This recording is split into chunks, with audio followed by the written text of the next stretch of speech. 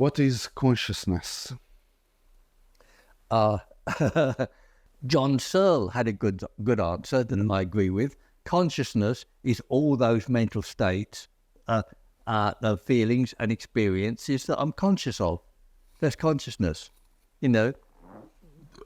Now, to know, let's say, well, let's really understand what consciousness is now. And there's a bigger problem because consciousness is used in such different ways.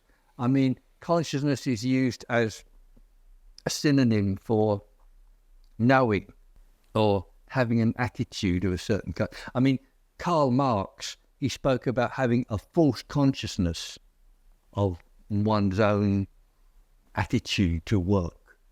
You know?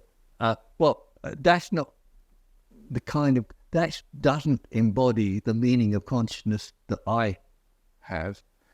And then so we can, I think we're at the beginning of a very big question, at the beginning of a very big study. So, I mean, how could we begin this study of consciousness, what consciousness is? Well, in one sense, we could say, well, when we could define it by what it is not.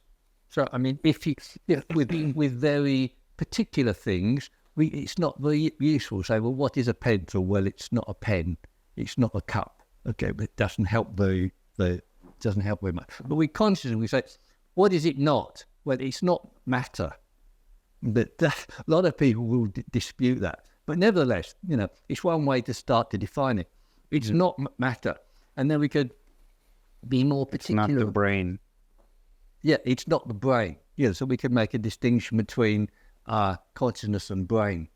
And then perhaps we can make a distinction between mind and consciousness, which is a relatively new idea. Okay. Pre-Renaissance ideas didn't make this distinction very much. So, you know, how we make a distinction? Well, it's up to us to some extent. Do you make a distinction between mind and consciousness? Yes. So mind, I would make it. It's a more general concept. The mind would include the unconscious aspects, genetic structures, different kinds of mind, animal minds, non-human minds. So I would use mind in this very general sense, you know, and then consciousness is that experience where you have an awareness of things, you know, and through the various senses that we have. And then you can qualify even further and say, okay, there's a distinction between awareness and consciousness. Between what? Awareness, yes, yeah, sure, yeah. So you can make a distinction in that, make a qualification in that way. You say that, well, consciousness is a general level of mind, a general state, and then, you know, awareness is a particular focus of your consciousness. So you have an awareness of. Could even perhaps define, you know, intelligence in terms of, you know, awareness.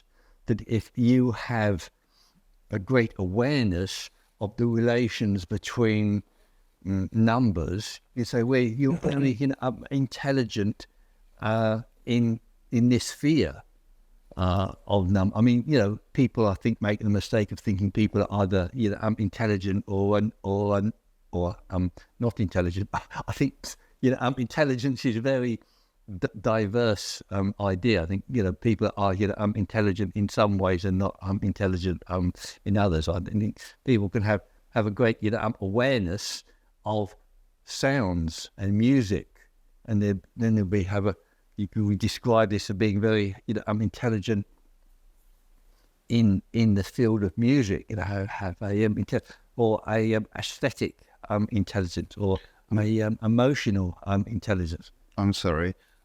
You said cognition, affect, will, and value. So these are the constituents of consciousness. No, these are aspects of it. Aspects of consciousness. Yeah. Okay, so we have the mind, and unconscious, consciousness, all kinds of stuff. And inside this smaller category of consciousness is the cognition, affect, will, and value. Yeah, but we could also, I mean, yeah, I would, Small. when we're talking about, consciousness, we could also have, consciousness, and we could have a reflective consciousness. I mean, we have the consciousness of animals that we also have. We're consciousness of something. We just see something. I'm conscious of it. But do I have to reflect on it? No. Mm-hmm. But then I'm looking at this at this can. I'm looking at it. So then I'm reflectively conscious of it. Okay. So, reflective, consciousness, consciousness, and the unconscious. There's a spectrum here. There's different theories about what consciousness is. You have for example, a behaviorist theory of a consciousness, that actually consciousness is just expressions. It's just expressed in an action, and those actions that are the consciousness. Now, or you might have a physicalist notion of a consciousness, that the neurological processes are the consciousness. Now, I think these are mistakes. I think consciousness is a different kind of thing to neurological events or to actions, to physical action. But these are different theories of consciousness. Now, I mean, so we started to talk about reflective consciousness and the unconscious. Now, so then this implies a graduation of consciousness. So graduation for me, it's a characteristic of a consciousness. Descartes, he started to talk about consciousness, and he didn't, in fact, talk about consciousness. He was talking about mind. He was pre-Locke, and Locke was the first one to use the word consciousness. So Descartes, he never actually used the word consciousness, but he gave several characteristics of mind. That it was, it had non-extension in space. It was transparent. It knew itself. I mean, I would disagree with Descartes that. Descartes thought of mind as having no extension. Well, I think it does have extension within its own sphere, just as mathematics has extension with its own sphere. I mean, mathematics isn't extended in space, but it's extended 1, 2, 3, 4 to infinity. So it has extension. In my view, consciousness has extension in its own realm, on a graduated way from the unconscious and so forth. So then I would say, well, look, graduation is a structure it's a characteristic. It's a structure of consciousness. And then I'd like to go on and name a whole load of other structures, like intentionality, divisibility, spatiality, variable locatability, temporality, time, insubstantiality. Great. We are going to go through all of that. Good. So you've got them all written down. Yeah. So intentionality is a great start because it's widely accepted. Anyway, so he gives us this notion of intentionality that he really got from the Middle Ages. Aquinas. He turned it around a bit. He gives this notion of intentionality, and then people like Husserl and Heidegger and Sartre all pick up on this. So it's a characteristic of mind, of consciousness. Okay, so what is it? It is a process. It's an aspect of mind in which there is a inclination towards an object. No, we think of mind or consciousness as having a interiority, and then towards the exteriority, the external object. There is something that reaches out to the object, and that is, intentionality. So it is Franz Brentano. So he thought that it could be a characteristic for the entirety of mind.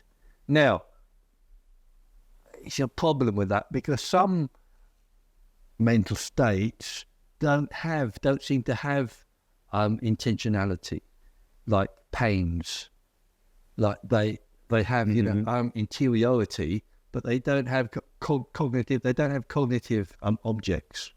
The pain is not a cognitive object. No, Can we? no, it is a non-cognitive state, and it requires no. I mean, you could have a pain because you have it can be caused by an idea.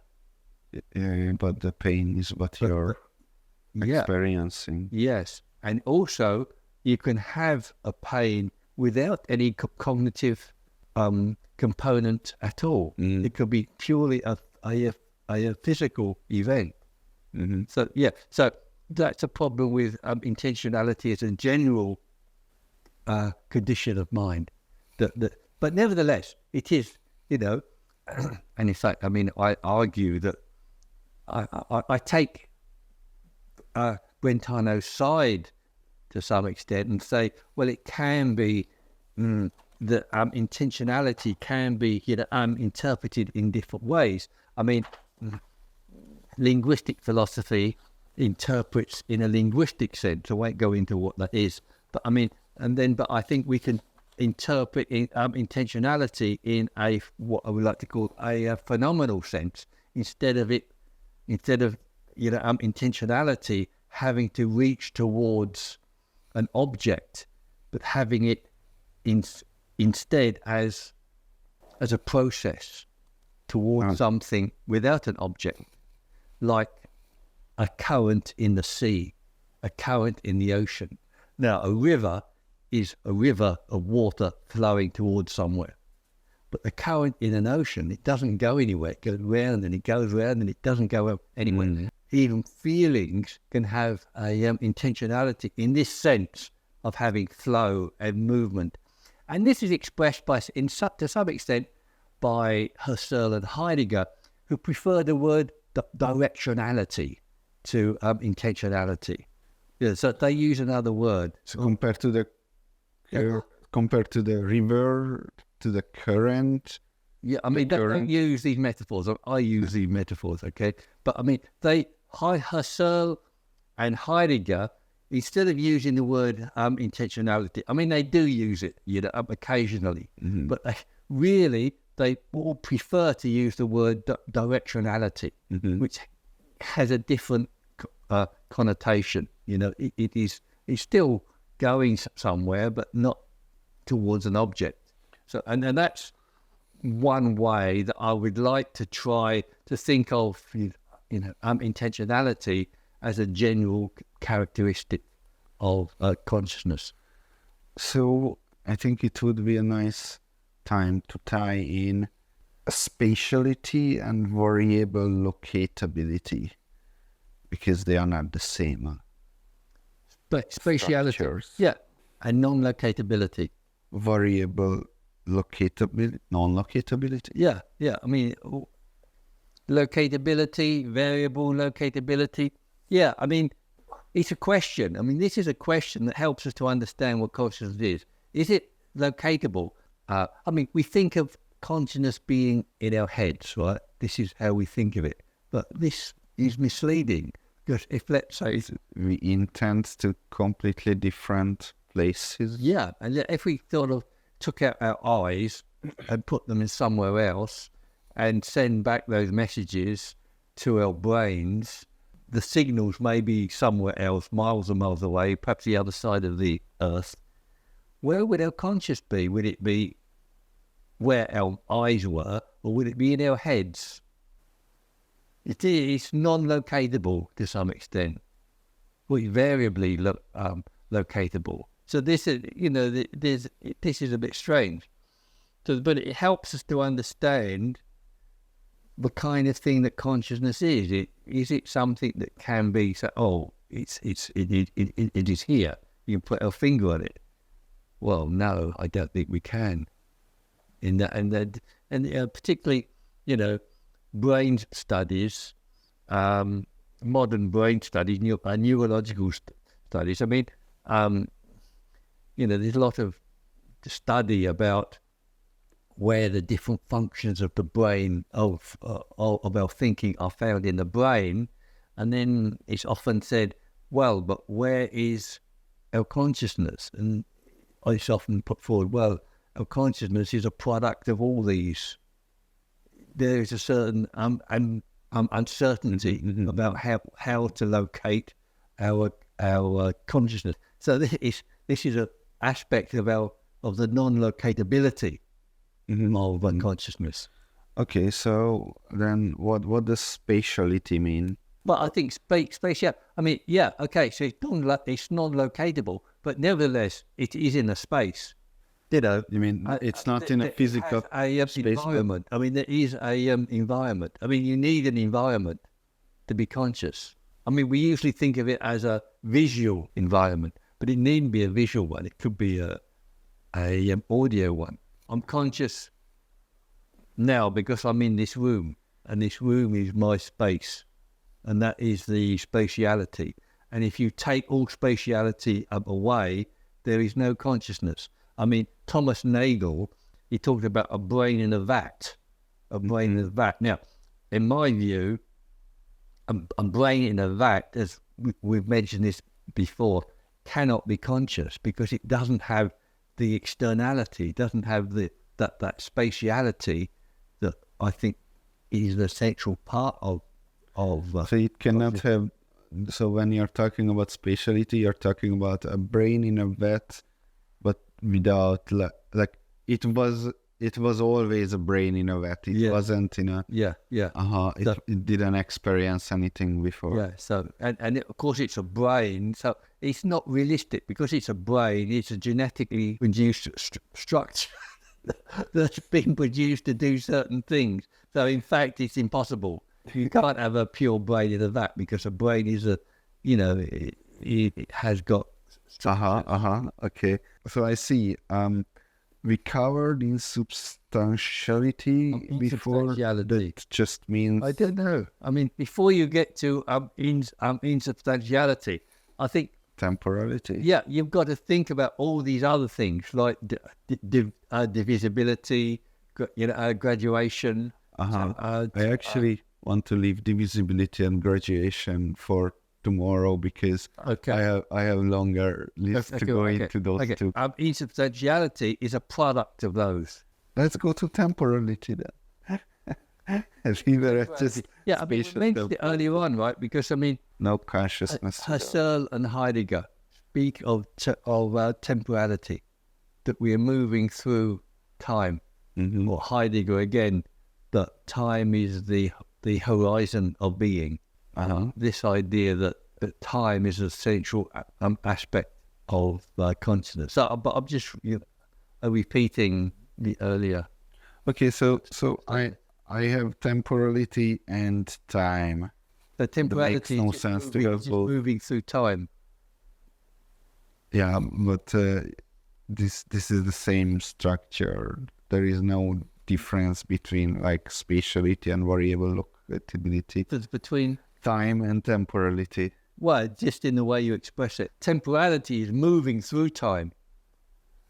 It's the process of moving through time. Okay, so time is not a structure of consciousness. Yeah, it's some abstract thing. Or this, Okay, it's like space, time and space. But spatiality is the characteristic and temporality is the characteristic.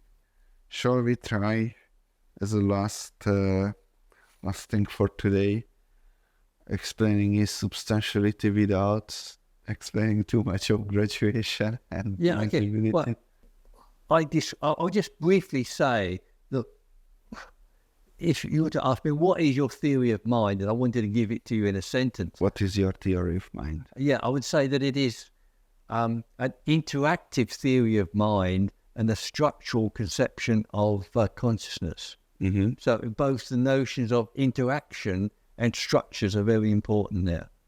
So yeah, so now we're going through the particular structures of consciousness. Would you mind going through some theories of mind? Yeah, I mean, you asked me to go through the theories of mind. I mean, do you really want me to do that? I mean, I will do that. It's a bit detailed. The more basic question that you asked me yesterday was, what is consciousness? And, you know, I think we could expand on that. But I mean, theories of mind, I suppose most basically, you make a distinction between physicalism and dualism. And people usually start off with the notion of Cartesian dualism, or the dualism of Descartes. So Descartes has certain ideas about mind. The most basic one is that mind is a fundamentally different kind of thing to the physical world. Because of his conception of mind, this is very problematic. He thinks of mind as something isolated within the person and disconnected, from the world.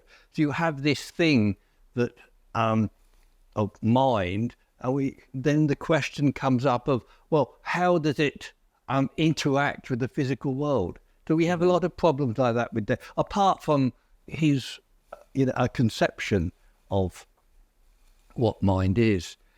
But this is a fundamental idea, that mind is different from the physical world. Now, I mean, I think mind is a different kind of thing to the physical world, but I'm not a Cartesian dualist, but I'm not a physicalist either. I mean, really I'm a pluralist. So I think there's more than one. Physicalism is monism. Yeah, I mean, monism, yes. So monism, it's usually physicalism. So monism is the idea that everything is of the same kind. Now, like atomism, like everything is from atoms. No, not different. Atomism. So atomism is a way of looking at the world. Like Bertrand Russell has a atomistic notion of the world, that everything can be broken down into smaller parts. There's two kinds of monism. One is idealistic monism, that we can just forget about, that everything is mind, like Berkeley's idea that everything, we are living in the mind of God, that kind of thing. And physical monism, that everything is of the same kind, the same substance, which is the physical world. And mind is just a very refined aspect of the physical world, like energy. So you don't believe this? No, I believe that mind is a radically different kind of thing. Okay. I mean, one of the motivations for holding this view is a scientific view that everything must be explicable within the same order, in the same way. But I think that even if you take logic and mathematics and then physics, logic and mathematics, I think, are radically different from the physical world that science explains. Okay, so it's that kind of thing rather than... So in logic and mathematics, what you're dealing with is something that there's no physicality there. It is abstract through and through. Also, the relations within logic and mathematics are a priori relations, that you discover this knowledge about logic and mathematics in a priori way. That is, you don't substantiate or validate logical truths with prior knowledge. You substantiate and validate it with principles that come within the system with it, itself. And also the relations within logic and mathematics are of a necessary type. They are unbreakable. Whereas the physical world and physics, very different. I mean, we understand the world not by principles that we work out beforehand, but we understand the world by observing it, by observing how it works, and then trying to form principles that match the observations. So that is, we understand the world in a posteriori way, not a priori way. And our understanding of the world is contingent. It's not a necessary one. So I mean, so already in science, in between science and mathematics, we have two very different kinds of thing. I challenge anybody to say that these, in some way, are the same. I mean, their substance is different. The method that we use to understand them, even within science, you have a deep division. So I think the project of wanting to understand everything on the same, principles is even flawed by this standard. Now, so that's kind of like undermined, I think, this physicalist, this scientific ambition of trying to understand everything with the same, principles and in the same way. Once that is undermined, it's like, well, then we have an argument. Well, we not yet, but at least it gives us a opening to argue about mind being a different kind of thing. And then we have other people like Richard Rorty with disappearance theories. This view is that the mind is really a fictional way of talking about aspects of ourselves, or mythological ways, like, we once believed in fairies and demons. So he thinks that, a talk about mind is really like that kind of talk about fairies and demons. Okay. that we should, replace this language with a scientific one. Okay, so mathematics isn't such a fiction. No. Talk about, he thinks that mental states, talking about mental states like pains, I have a pain. He thinks this is a mistaken way, or at least a regressive, a backward way of talking about what we are. Talking about pains, we might, in a former age, somebody might have said, oh, the demons are trying to attack me, okay? So we don't say that. But we say now, I'm in pain.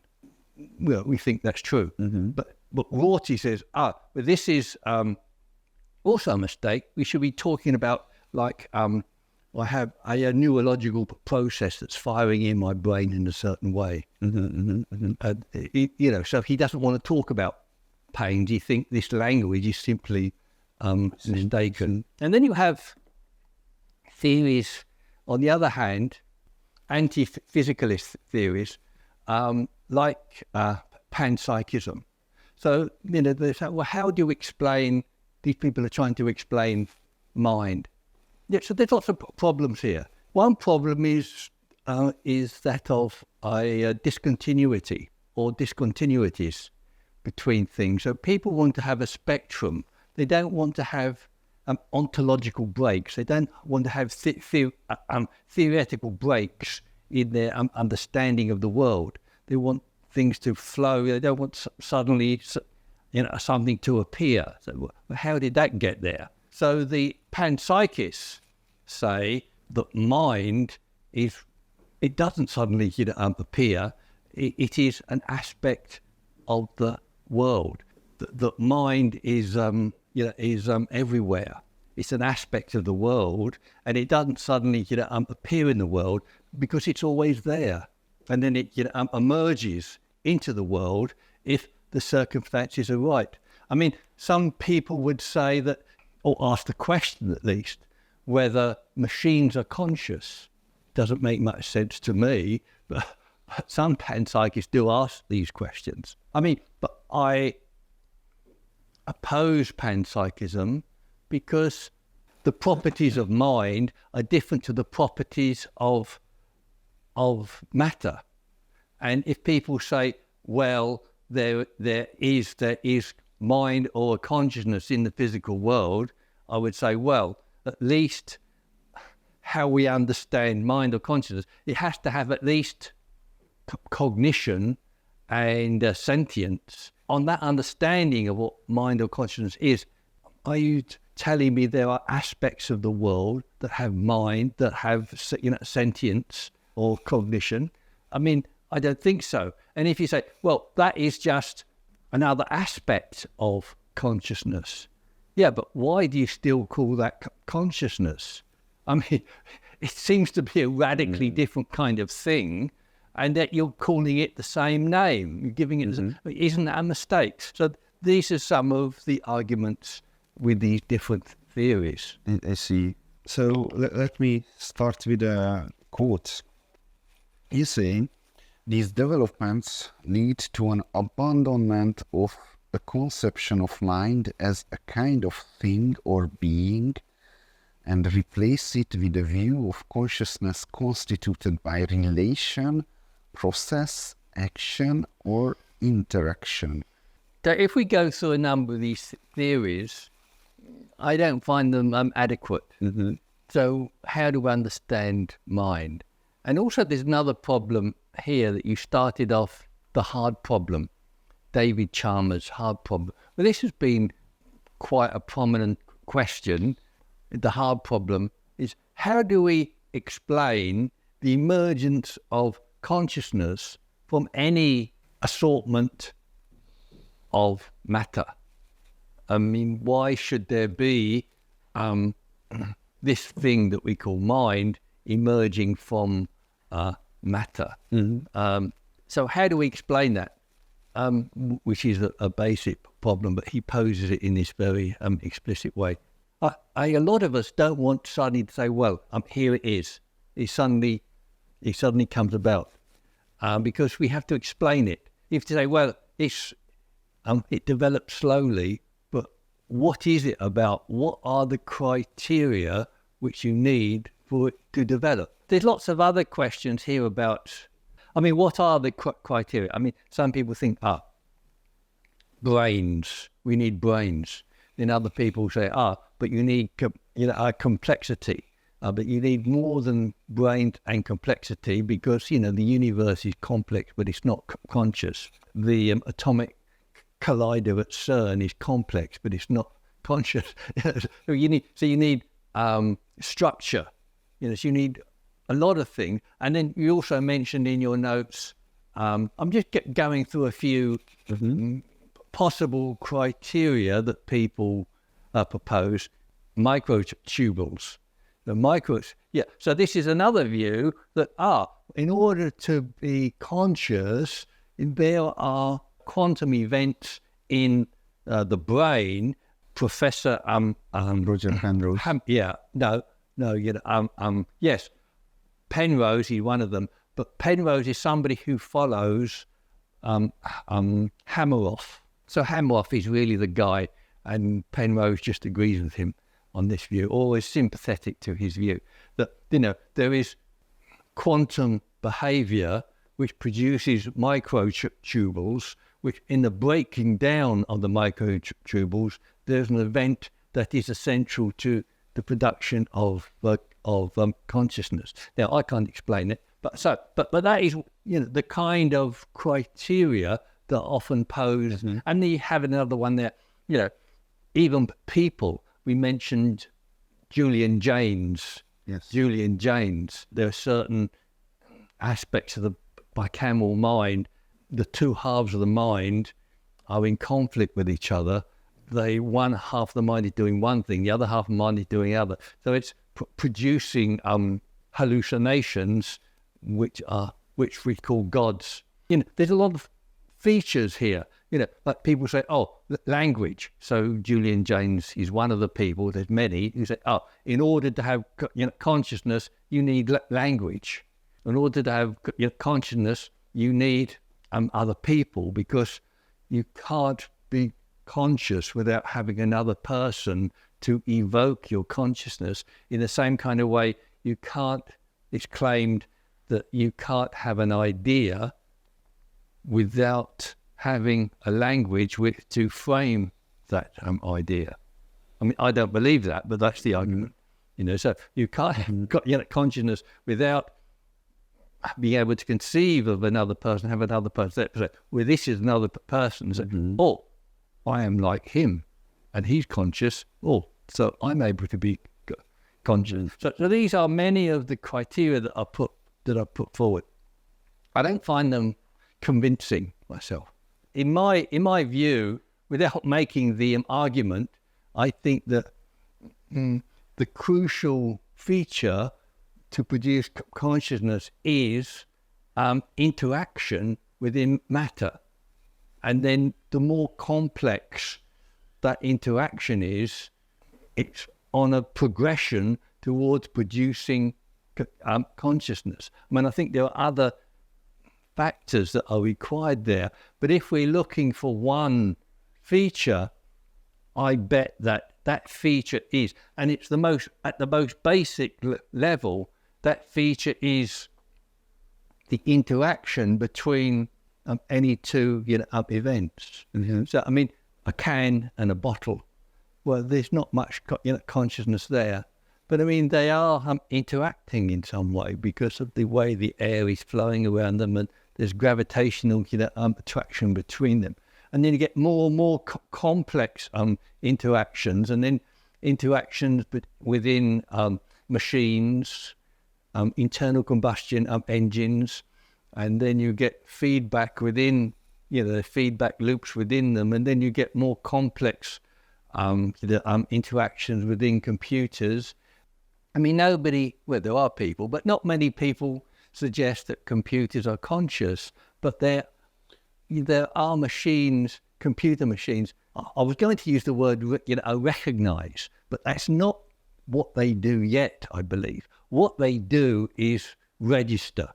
You're able to get a machine to register an object and say, well, you get a machine to, you see, you're always drawn into using anthropomorphisms. So we're drawn into saying, well, the machine knows the difference between a blue object and a red object, and may be able to choose between. But it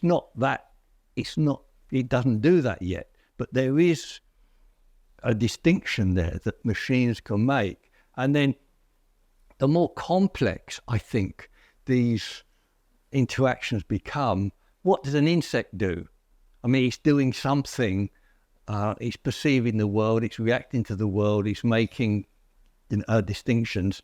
Is it conscious? I mean, I don't know, but I think it's a borderline, it's an example of a borderline entity between a machine and a conscious being. And then you move along further, and then you get to creatures that we can say, well, they're conscious, yes.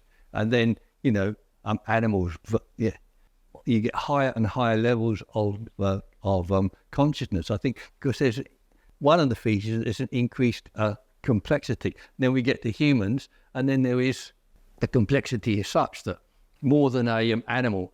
An animal can recognize objects in the world and distinguish between objects in the world. But it seems to me that human beings have got a sufficient complexity about what it's able to grasp, that it's not only able to grasp that objects exist in the world and different objects exist in the world, but it's itself is one of the objects that it can grasp.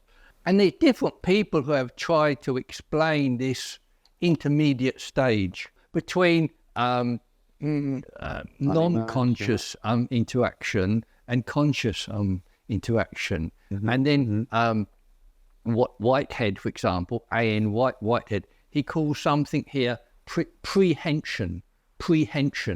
It's a way that before consciousness emerges, but he described it as a kind of consciousness. Now, I don't think there can be a kind of consciousness at one level. You may think of it as, when you drop an object on the table, and then when it hits the table, it stops. And then some people would like to say it knows the table is there, but it'd be wrong to use that word, knows. But nevertheless, there is a relation between this object that's dropping and the table. Some people would like to say, well, it's anthropomorphic, and it's projection of human states into these objects.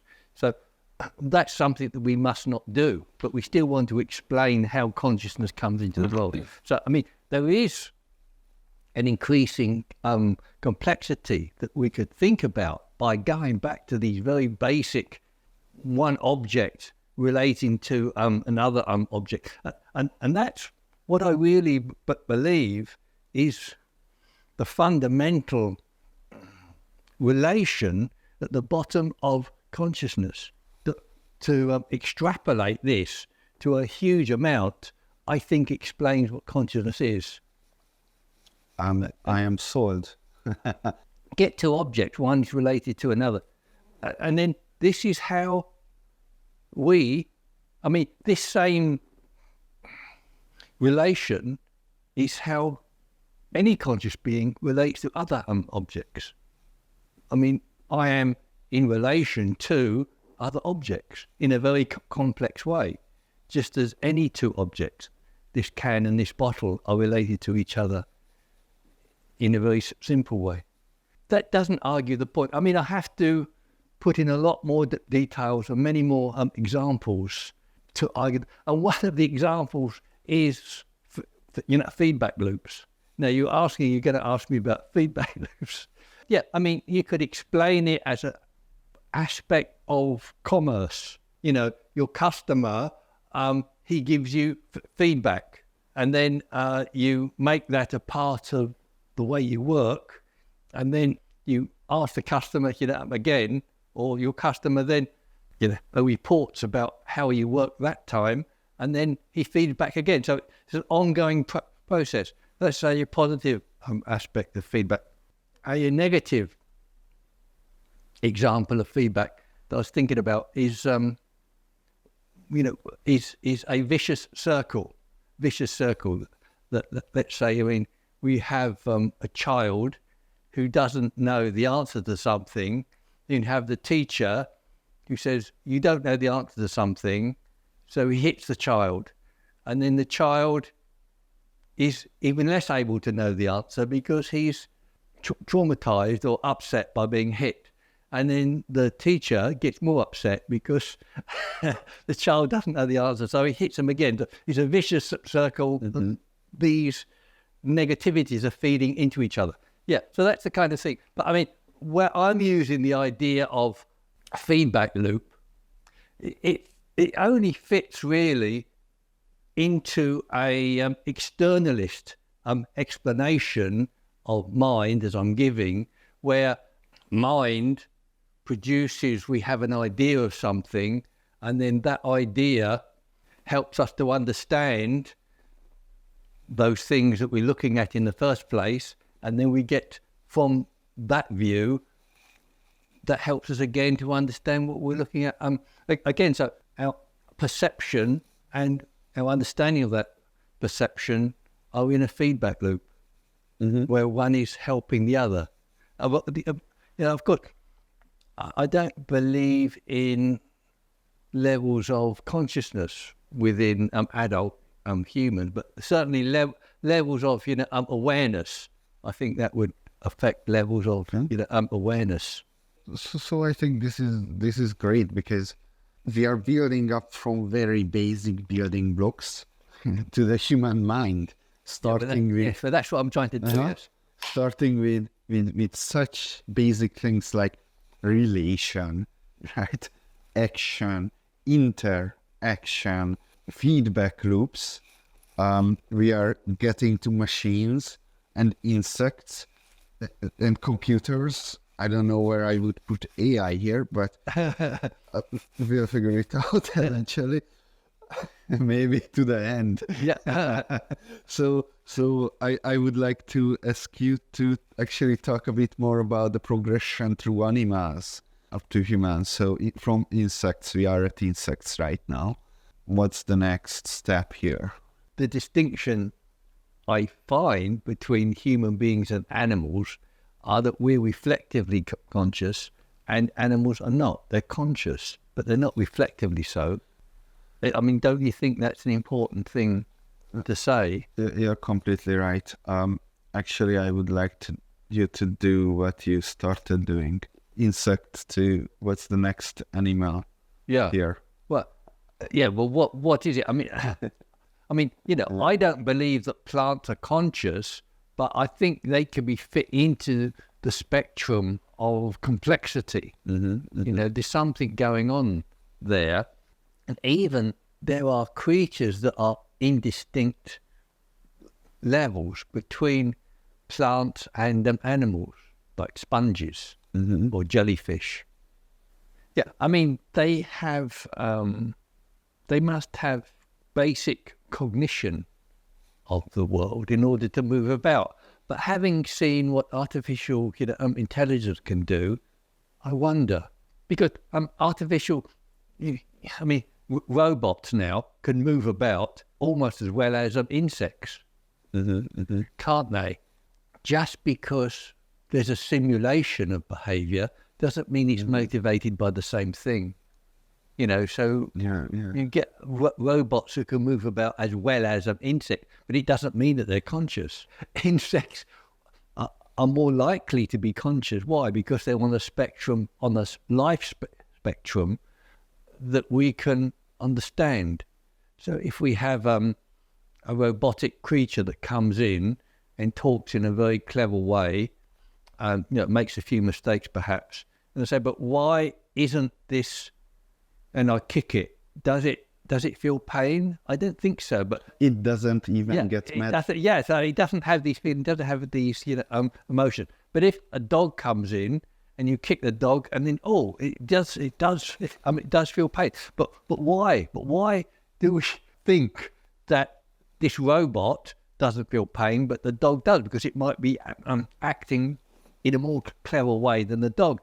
Because it has a physiology, we understand what our responses to pain are like, and we observe these responses of pain in dogs. So for all these complex reasons, we attribute consciousness to dogs, but don't contribute them to robots.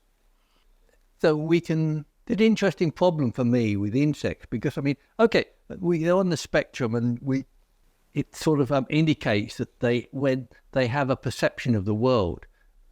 There's certain experiments that are very nice that I'd like to remember about flies. How do you know it's just not machine-like? How do you know that the behaviour of insects isn't just machine-like and not more animal-like? And some people who have done studies on fruit flies, a lot of studies being done on fruit flies, have speculated that flies have a kind of like a mapping behaviour. They're able to locate their perceptions on a broader conception of things.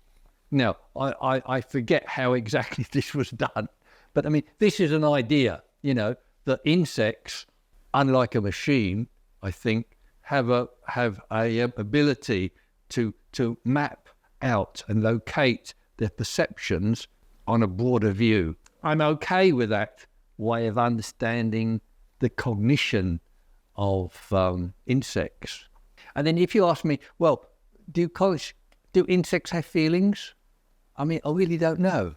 I doubt it. But do animals have feelings? Yes, I would say certainly they do. And you could explain the evolutionary advantage of having feelings to survival. This is where sentience comes in. Yeah, sentience. Yeah, but I find it very hard to explain sentience. Where the sentience, how does it come into the picture?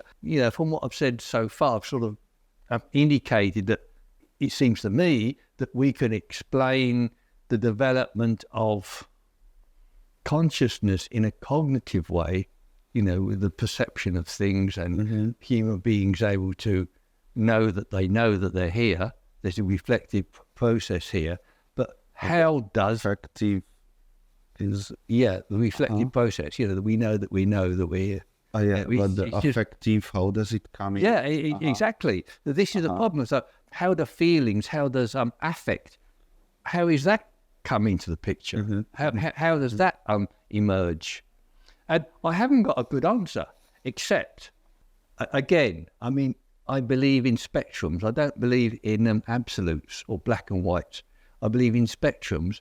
The evidence that that no mental states are completely isolated or pure. Mm-hmm. And there's lots of arguments like this, like Hilary Putnam, who says that facts and values are entangled. So I don't think that there are anywhere in the world, or even possible, to have a purely cognitive state, or purely affect state, or pure. You might say there's no pure objects in the world. I mean, there's no pure gold in the world. You always get some molecules of molybdenum or something in. No such thing as pure gold. I don't think there's any such thing as pure cognition. I think that affect or feeling comes into cognitive processes. So if that is the case, then cognition coming into the world will bring affect and feeling with it. Mm-hmm. In increasingly developmental. So it's like a combination of different cognitive processes suddenly somehow ends up mixing together like colors, and it becomes more like an affective so the state. More cognition I think we have, it brings into the world also unavoidably more affect, which are much more complex than the cognitive. And that's how processes. I think there's a problem with this theory. Oh yeah. That the problem is that sometimes affect is created without any cognition, in states where I have a physical pain.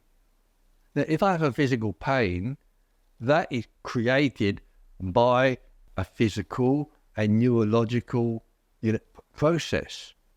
Mm-hmm. It's not created by any cognition. We don't need cognition in order to create pain. So what if pain is like a bunch of very strong cognitive processes, very like intermingling with each other, and they are so strong that you just perceive it as like pain, like an extreme state? Yes, I mean, I would like to accept that because it would be an answer.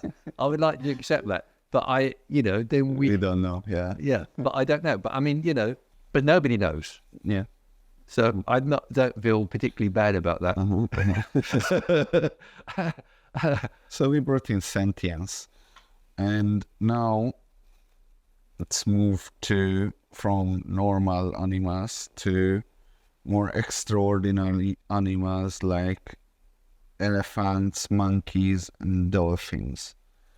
What are they doing more than other animals do in terms of their mind?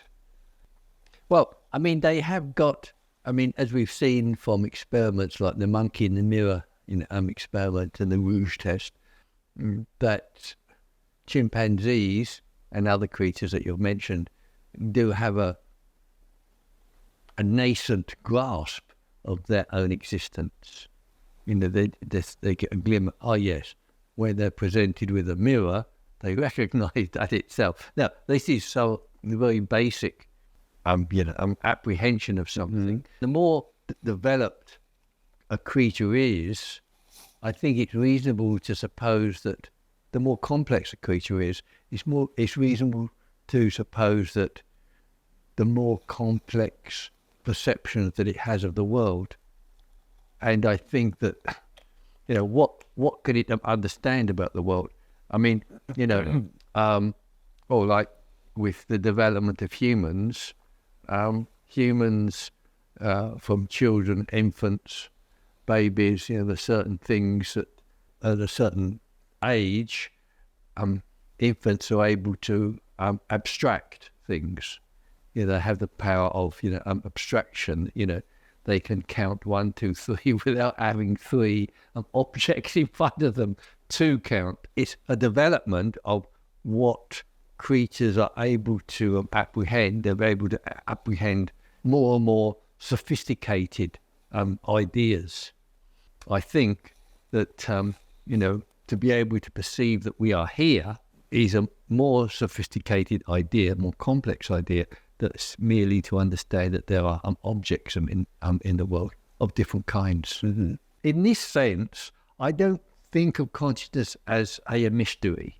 I think of it as a development.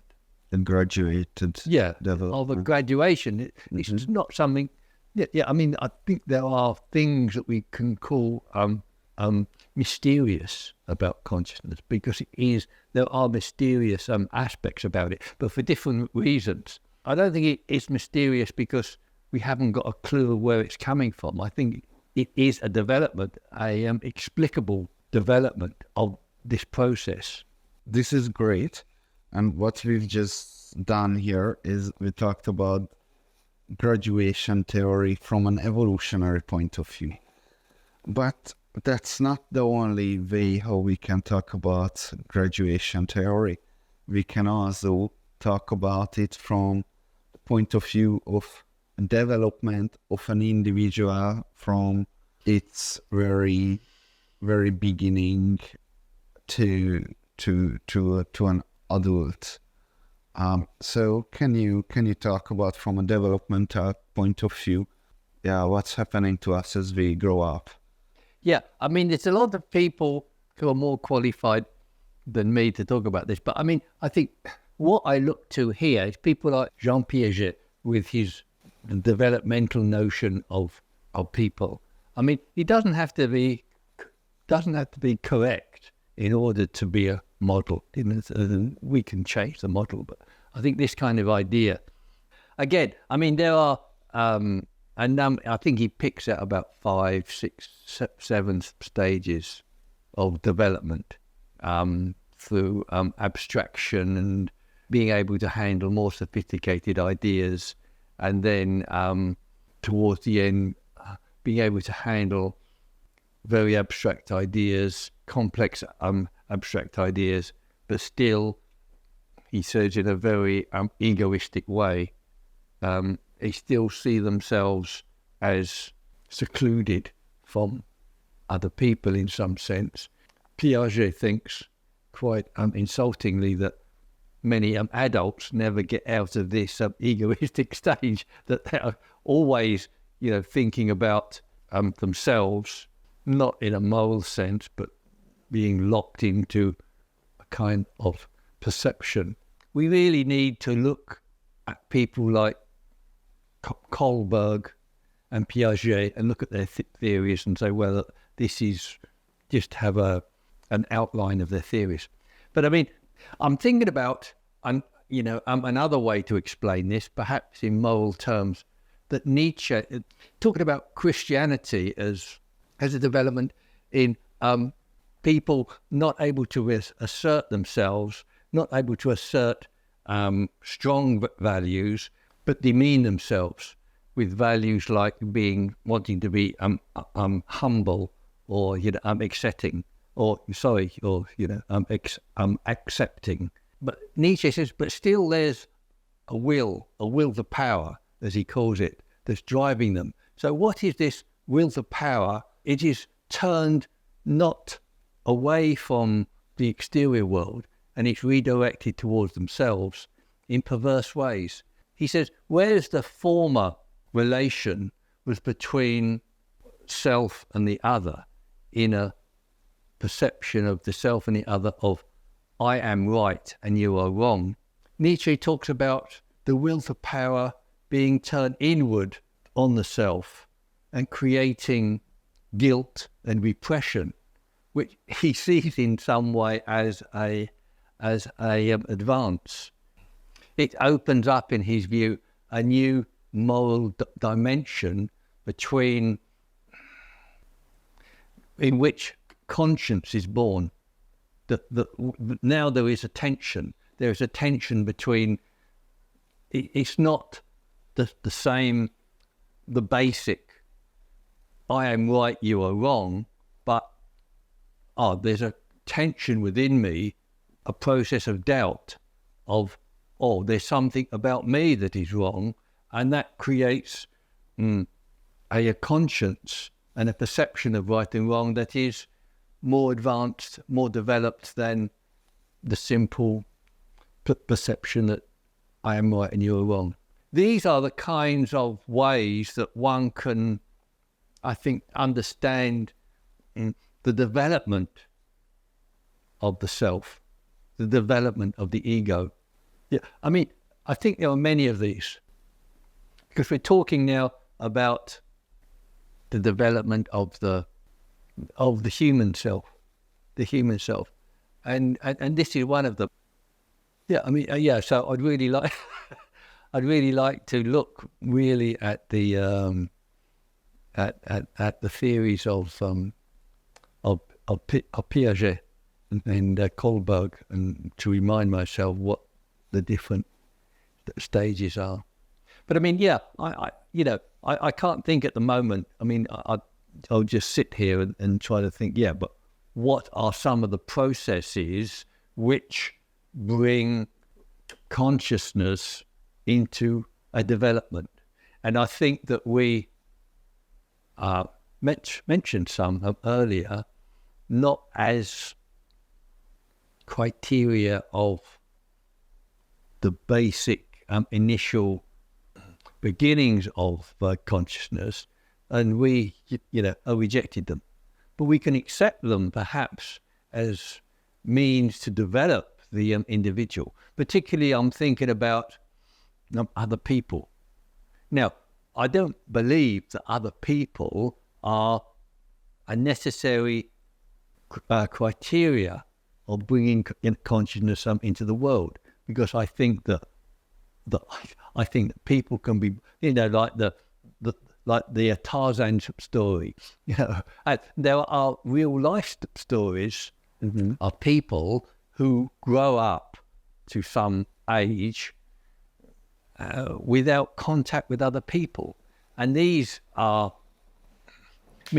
people are conscious. I mean, they're handicapped in some ways, because some of these people, for example, who are brought up without, it's very strange, very, very rare, but it happens, without contact with other people. So if they don't learn to speak by 7 years old, they never become fluent speakers. They're not, because that part of the brain that they needed to develop, to practice, they're not able to produce that part of the brain, because it's past the window of development that they need for developing that skill. We've mentioned how other people can be a real way to evoke the development of our consciousness, or at least the awareness. We go about in the world, and there is a question, who am I? What am I? How do I understand myself?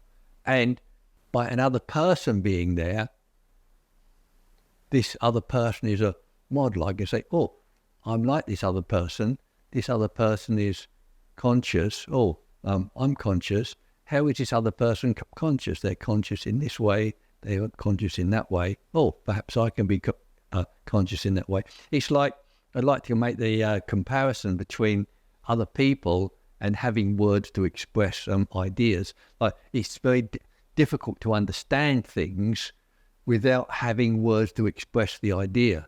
You may not even be able to understand something if you don't have. You may or you may not, but it's more difficult if you haven't got a language, a set of words to explain something. And I see other people as, in the same way, models or ways of understanding something, namely ourselves. So we have a model of what we are in the other person, and then we're able to be more, aware of ourselves and be more developed by having a perception of other people. So let's talk about graduation and then finish this session. So we talked about the evolutionary perspective, the developmental perspective, There is two more perspectives. One is historical, which we like touched upon like throughout the entire series. I don't know if you wanna give like a very short summary of how historically human mind evolved.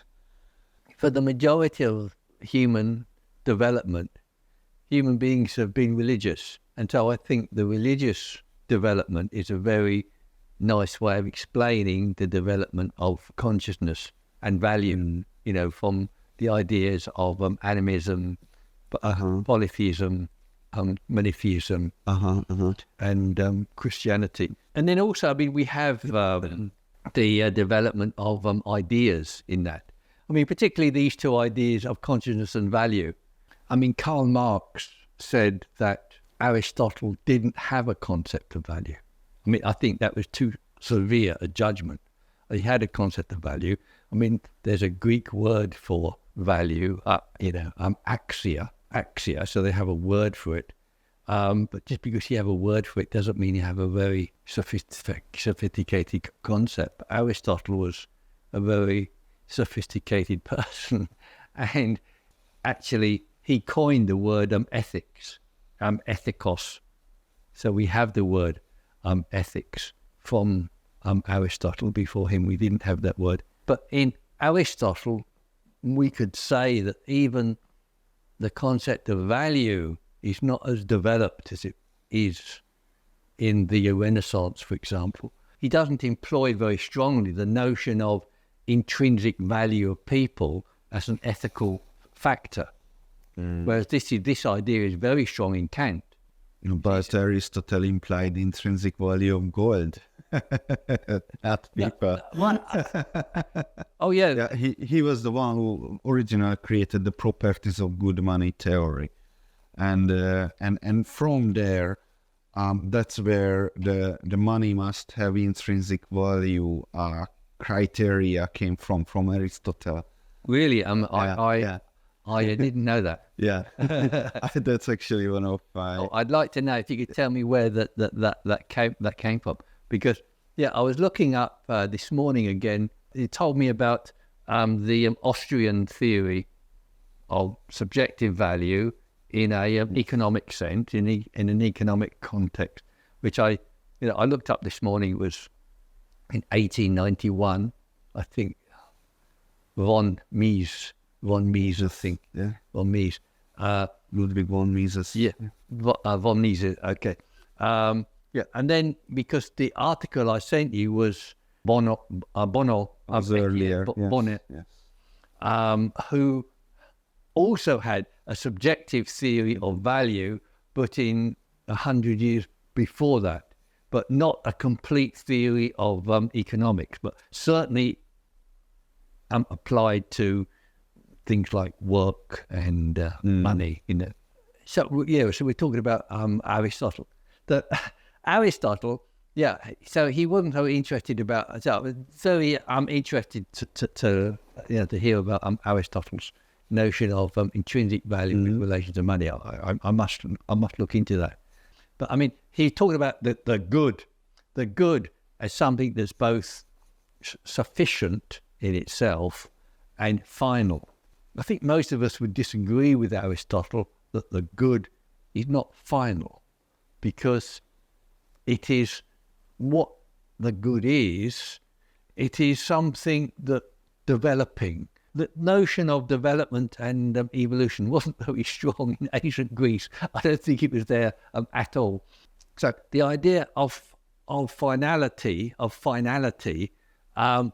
don't think we can agree with that, because there is always, whether we're talking about a final truth that Aristotle would think of, or final good, that these notions, these states, in our view, I think,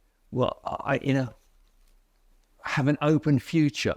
You cannot draw a boundary around them and say you can't go any further. But in Aristotle's view, you could. So there could be a finality about what is good. Okay, so we don't need to agree with him on that. But with the idea of sufficiency in a good, I think is very attractive to me, because I mean he's talking about sufficiency, and he's talking about a sufficiency of good, or the moral good, and the moral good is a value, and so he's talking about a sufficiency of value, which is exactly my final principle, the sufficiency of value. So I'm quite happy, I'm quite pleased that I can reconcile my ideas with that aspect of Aristotle's thought. Mm-hmm. We were talking about what the development of. No, historical. Oh yes, sure. Yeah, sure. Yeah. So we're at the beginning with Aristotle, really, I suppose. Yeah, and then we have a development with the notions, both the notions of mind or consciousness and value. I mean, some people think that there wasn't much development in such ideas between, the time of the ancient Greeks and the Renaissance. Although we just mentioned a couple of people but these people that we mentioned are Renaissance thinkers, aren't they? Mm-hmm, mm-hmm. Yeah. So I mean, not much happened in a sense. Mm-hmm. I mean, things did, but not much. So then we got this big gap of a couple of thousand years, and then we got the Renaissance, where we have more developed ideas of consciousness and value. Again, we had Descartes, a seminal figure, Descartes, with his "I think, therefore I am" of mind, but using it as he was concerned with finding a indisputable basis for knowledge, as much as he was understanding mind. And Husserl said of Descartes, he said he opened the door to consciousness, but he didn't go in. Mm-hmm. So I think we can take that and say, well, he has opened the door now. The door was closed, perhaps, before that. Particularly in the religious world, we have ideas like soul and spirit, but they're mythological notions of what mind or consciousness is. And then we get to people like John Locke, who's the first one to actually use the word consciousness in 1681. So where do we go from there? I mean, we have psychology as the first science of mind. There was a awareness of mind to such an extent that we have a separate science. And then we coming into the modern world, where I think there is still so much obscurity over these two concepts of consciousness and value. It's not just that I have an interest in them because they are very obscure, but I have an interest in them because I think they're crucial. They're crucial, as we've seen, there's so many theories of consciousness that, there's no consensus with these different theories of consciousness. And even in professional circles, we find that consciousness is used in such diverse ways. Marx used the notion of false consciousness. In this sense, it's false knowledge, false understanding, but not consciousness as that entity that we are. So I mean, this is, and the same with value. I mean, value again is a very obscured topic in modern thinking. I find so many peculiar things that modern thinkers are saying. We have a lot of thinkers. I mean, John Mackey, he argues strongly that value is subjective, that there are no objective values, and I agree with that. And there are no objective values, and there are no intrinsic values in the fabric of the world. Yet we have a lot of people like these are leading thinkers like Ronald Dworkin and Derek Parfit. Yeah, I mean, these are leading thinkers, but a lot of other people also believe in physical objects that have intrinsic value. Like I think we mentioned this before. Artistic objects, yeah. Yeah, like books or great trees, Sure. or monuments having intrinsic value. Now, when I see this, I can hardly believe it, because to me it's a contradiction. Values are the kinds of things that we have in our minds. They're not the kinds of things that exist in the world. To me, it's like saying that people could be happy, and we can find happiness in an object. But we say, this bottle is happy. To me, that sounds bizarre. As bizarre as saying, this bottle can have value in itself. But this is what these people are saying. Now, how can they say this? I mean, I don't know. I have to argue, up against it. I must simply say, I don't agree. It doesn't make sense. It is incoherent. Incoherent. These are the things that I find. I mean, so some people are saying, no, let's not say these people are wrong, but there's very strong thinking that, you can't find values in the world. And then there's a very strong thinking that you can.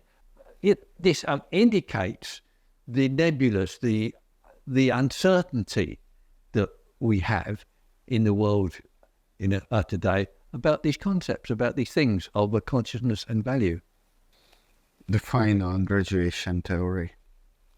And I haven't seen you actually talk too much about this.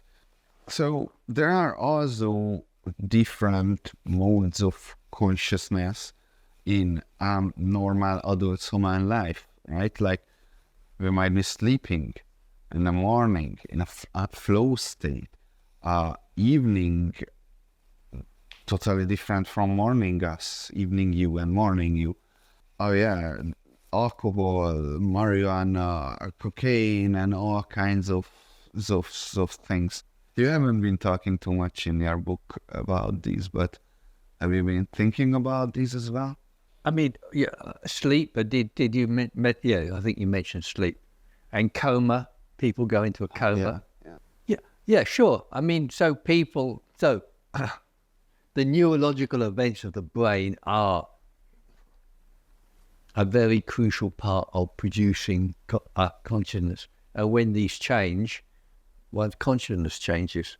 Yeah, I mean, I mean, they are there, and I'm more interested in the development of consciousness, the possibility of the development of consciousness. And these perhaps are, examples.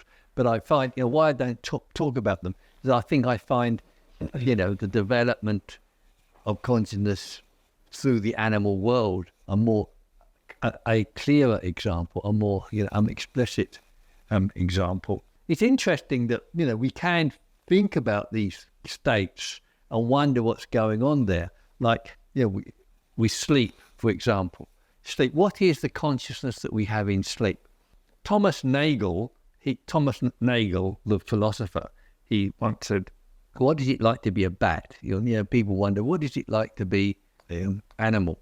It seems to me that when we're sleeping, we lose our reflective consciousness, that we don't know that we asleep. What about in lucid dreaming? Exactly, yeah. So sometimes in lucid dreams, you become conscious that you're conscious, and this is very interesting. But typically in sleep, we're not aware. We don't have that faculty of reflective consciousness. And it seems to me, I mean, some people say, when you're sleeping, you're in a psychotic state. Maybe. But it seems to me that when you're sleeping, and also I find that some things I can do in my sleep, I mean, my skills change. Sometimes I can speak a foreign language much better in my sleep than I can in waking life. And then, But mathematics I can't do very well in my sleep. Do you find the same? I mean, it's strange. The best comparison I can make, when we're sleeping, we're like animals. This is how I think animals are conscious as we sleep. And then because we have feelings, we have quite strong feelings in our sleep. It's all, but it's all a bit confused. We have perceptions, but we don't have this reflective consciousness. And of course, it seems that this is what animals don't have. So, I mean, it seems to me that if you're thinking, well, what is it like to be a animal? Well, I think we only need to think about what it's like to be asleep. There's even a spectrum in sleep. And then you get lucid dreams. But briefly, I'll give you one of my lucid dreams. I was driving a car and I hit another car. And I thought, hold on, this is a dream. I can go back in time to before I hit this car. And that's what I did. And I went back in time and parked the car, and that's it. And I didn't hit the car because I could go back in time in a dream. It's interesting. I thought I never had a lucid dream before, but now that you're describing it, I mean, I had such a moment, such a realizations that, hey, this is kind of a world where I can change stuff around. I usually fail, but I feel like I have the power to do that. So that's the beginning of lucid dreaming. Then I think, I mean, because you can't do that in normal life. Yeah. You can't will. Maybe you can't. No. I can do anything.